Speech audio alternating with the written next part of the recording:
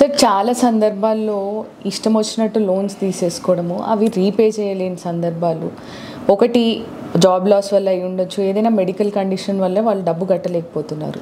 అయితే బ్యాంకర్స్కి వీళ్ళు కడతాము ఇంకొంత టైం కావాలన్నా కానీ రికవరీ ఏజెంట్లు వినే పరిస్థితి లేదు సార్. చాలా అబ్యూజివ్ లాంగ్వేజ్, మాటల్లో చెప్పలేనంత దుర్భాషలాడడము ఎంతవరకు కరెక్ట్? నేను పర్సనల్ లోన్స్, క్రెడిట్ కార్డ్స్ తీసుకొని ఏదో ఇబ్బందుల వల్ల కట్టలేని వాళ్ళకి నేను ఒకటే చెప్తున్నాను, ఇది చాలా చిన్న విషయము, మీ జీవితం కంటే ఎక్కువ కాదు. రికవరీ వాళ్ళు మీతో బిహేవ్ చేసేవి కొన్ని వీడియోస్ కూడా నేను చూస్తాం జరిగింది.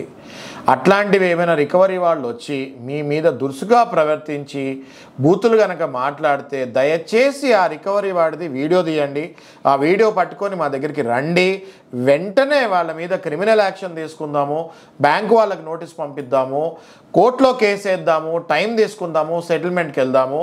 మళ్ళీ కలెక్షన్ వాళ్ళు మీ దగ్గరికి వచ్చి అలా ప్రవర్తించకుండా చూసుకునే బాధ్యత ప్రతి అడ్వకేట్ మీకు ఆ అష్యూరెన్స్ ఇస్తారని నేను అనుకుంటున్నాను.